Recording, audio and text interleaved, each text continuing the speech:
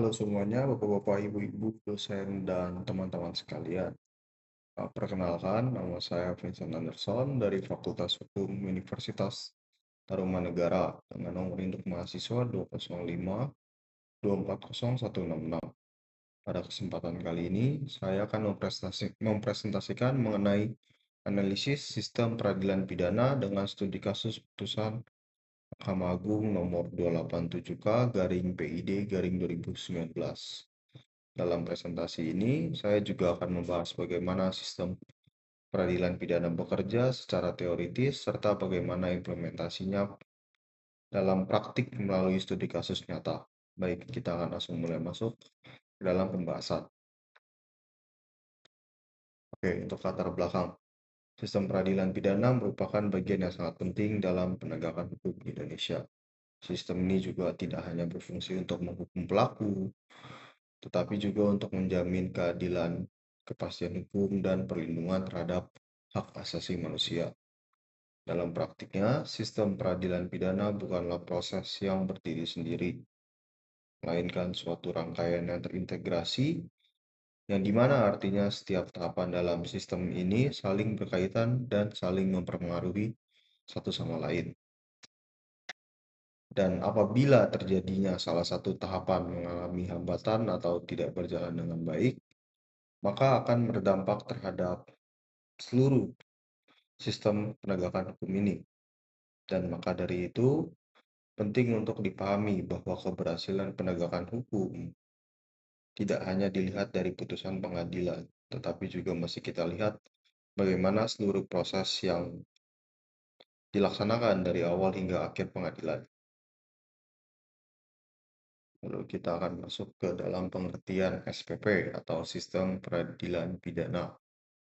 Sistem peradilan pidana atau SPP dapat diartikan sebagai suatu sistem yang dimana melibatkan berbagai macam lembaga penegak hukum, yang dia itu dari kepolisian, kejaksaan, pengadilan, lembaga permasyarakatan. Keempat lembaga ini bekerja secara terintegrasi dalam menangani perkara pidana. Terus untuk tujuan utama dari sistem ini adalah untuk menegakkan hukum, menjamin keadilan, dan memberikan kepastian hukum. Dengan demikian, sistem peradilan pidana bukan hanya soal menghukum, tetapi juga memastikan bahwa seluruh proses hukum itu berjalan secara adil dan sesuai dengan undang-undang. Lalu untuk alur SPP atau alur sistem peradilan pidana. Dalam praktiknya, sistem peradilan pidana terdiri dari beberapa tahapan, yaitu dimulai dari yang pertama ada penyelidikan, yang kedua ada penyidikan, yang ketiga pra-peradilan, yang keempat penuntutan, yang kelima pengadilan, dan yang terakhir adalah eksekusi. Setiap tahapan memiliki fungsi masing-masing dan saling berkaitan. Namun, jika salah satu dari tahap tersebut tidak berjalan secara optimal atau adanya hambatan, ini juga akan memberikan hasil akhir yang mungkin berbeda. Kita akan lanjut. Kita akan mulai bahas satu persatu. Yang pertama adalah penyelidikan. Penyelidikan merupakan tahap awal dalam sistem peradilan pidana. Di tahap ini, kepolisian akan berusaha menemukan peristiwa pidana dan mengumpulkan barang bukti serta mengumpulkan informasi awal. Tujuan utamanya adalah untuk menentukan apa suatu peristiwa dapat dikategorikan sebagai tindak pidana atau mungkin bukan tindak pidana. Lalu ada tahap penyidikan. Setelah penyelidikan, kita akan masuk ke tahap penyidikan. Pada tahap ini, aparat akan mengumpulkan alat bukti dan menetapkan tersangka.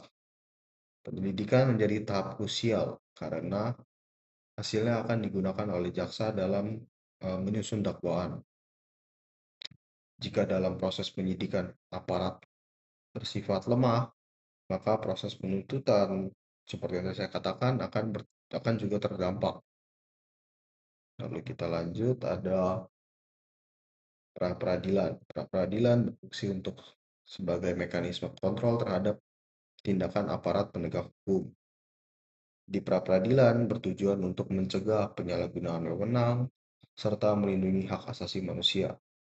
Dengan melalui pra-peradilan ini, maka pihak yang dirugikan dapat menguji sah atau tidaknya suatu tindakan aparat. Lalu ada penuntutan. Pada tahap penuntutan, jaksa yang tadinya telah menyusun surat-surat dakwaan akan membawa perkara ini ke pengadilan. Tahap ini merupakan jembatan antara proses penyidikan dan proses persidangan. Kualitas dakwaan yang disusun oleh jaksa akan sangat mempengaruhi arah putusan hakim. Setelah penuntutan, kita akan masuk ke dalam pengadilan.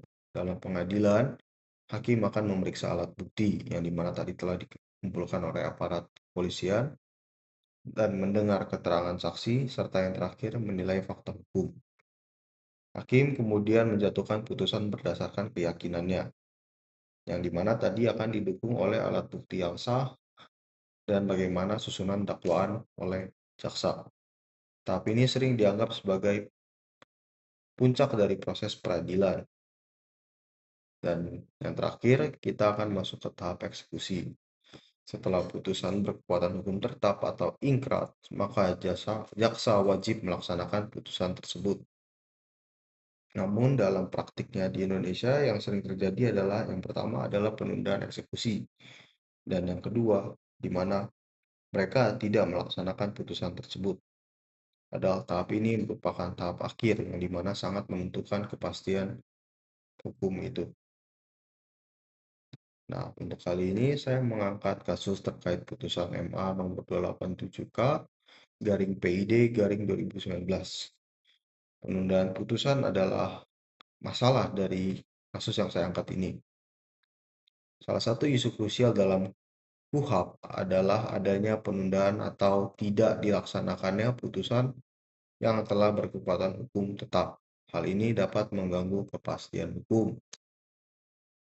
Untuk latar belakang kasus yang saya bahas ini adalah adanya perkara dengan terdakwa Sylvester Matutina. Perkara ini telah melalui seluruh tahapan yang dimulai dari pengadilan tingkat pertama, sudah diajukan banding dan masuk ke kasasi.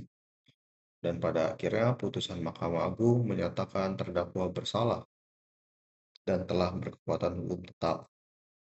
Secara hukum, seharusnya putusan tersebut telah dilaksanakan. Dan seperti yang tadi saya katakan, adanya isu penundaan dalam kasus ini. Kita akan masuk ke kronologi perkara. Proses hukum pada dasarnya pada perkara ini berjalan sesuai prosedur, dimulai dari penyelidikan oleh kepolisian, dilanjutkan juga dengan penyidikan, berkas dilimpahkan kepada jaksa, jaksa juga telah melakukan penuntutan, pengadilan juga sudah melakukan sebagaimana mestinya, yaitu pengadilan memeriksa dan memutuskan perkara. Putusan tersebut bahkan diperkuat hingga tingkat kasasi. Artinya secara formal sistem peradilan pidana telah berjalan dengan baik. Namun masalah muncul setelah putusan tersebut setelah ingkrah. Permasalahan utama dalam kasus ini adalah yang tadi saya katakan tidak dilaksanakannya putusan oleh jaksa. Padahal berdasarkan pasal 270 KUHP, jaksa wajib melaksanakan putusan pengadilan yang telah berkekuatan hukum tetap. Penundaan ini tidak memiliki alasan hukum yang jelas, juga menimbulkan pertanyaan pada masyarakat terhadap bagaimana sih efektivitas sistem peradilan. Lalu kita masuk ke tahap analisis. Pada tahap analisis, saya menggunakan 4 aspek analisis tahap penyelidikan dan penyidikan. Dalam kasus ini, awal sistem peradilan pidana dapat dikatakan berjalan dengan baik. Polisian juga telah melakukan penyidikan secara sistematis dengan mengumpulkan alat bukti yang cukup untuk menetapkan tersangka. Hal ini menunjukkan bahwa fungsi kepolisian sebagai pintu masuk sistem peradilan pidana telah berjalan dengan baik atau sesuai dengan ketentuan hukum. Lalu yang B ada tahap penuntutan. Pada tahap penuntutan, jaksa telah melaksanakan tugasnya dengan menyusun dakwaan dan membawa perkara ini ke dalam pengadilan. Proses ini juga pada bagian ini sebenarnya sudah berjalan sebagaimana mestinya dan menghasilkan putusan yang menyatakan terdakwa memang bersalah. Namun permasalahan muncul ketika jaksa tidak melanjutkan fungsinya secara optimal pada tahap berikutnya, yaitu pelaksanaan putusan. Lalu untuk C, tahap pengadilan, pengadilan juga telah menjalankan fungsinya dengan memeriksa dan mengadili perkara secara menyeluruh. Hakim mempertimbangkan seluruh alat bukti, menjatuhkan putusan berdasarkan keyakinan yang didukung oleh bukti yang sah juga telah mereka lakukan, namun putusan tersebut kemudian diperkuat hingga tingkat Mahkamah Agung, yang menunjukkan bahwa proses peradilan telah berjalan hingga tahap akhir, sebagaimana mestinya atau secara formal. Lalu pada tahap terakhir, yaitu tahap eksekusi atau pelaksanaan putusan. Tahap ini juga menjadi tahap yang menjadi titik krusial dalam kasus ini meskipun putusan telah ingkrah, pelaksanaan putusan oleh jaksa tidak dilakukan secara segera. Penundaan ini menunjukkan adanya kelemahan dalam sistem peradilan pidana, khususnya pada tahap akhir. Dalam sistem yang ideal, setiap putusan yang telah berkekuatan hukum tetap harus segera dilaksanakan untuk menjamin kepastian hukum. Nah, untuk terkait analisis tadi, kita dapat simpulkan bahwa ini menunjukkan adanya kelemahan serius dalam sistem peradilan kita. Lalu, dampak hukum dan sosial. Kita next slide dulu sebentar.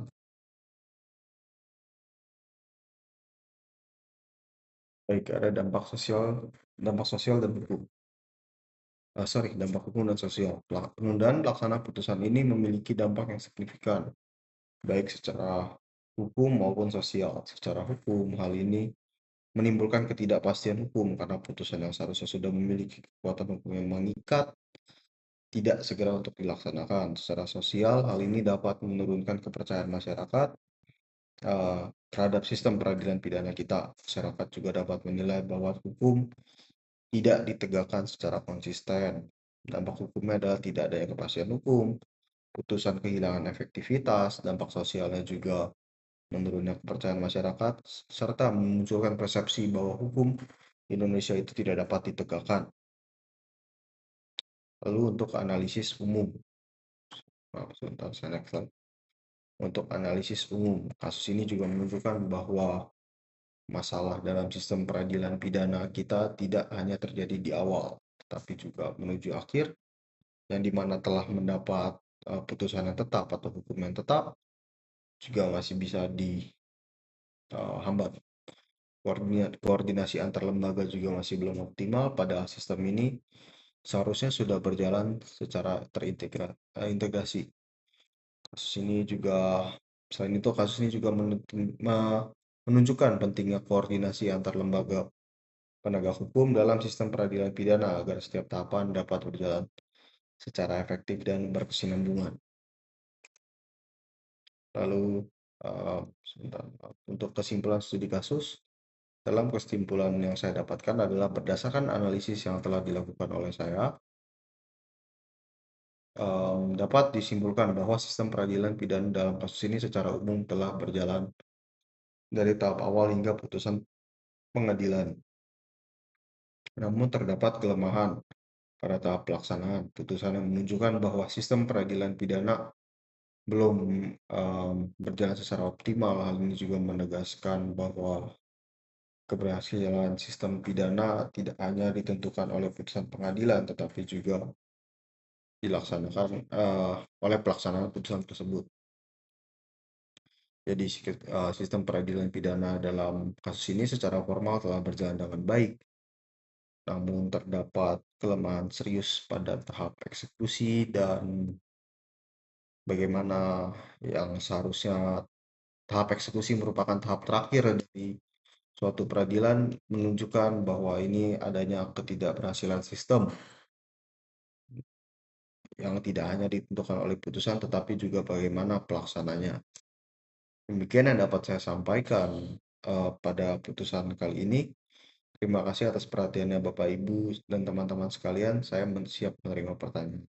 Terima kasih.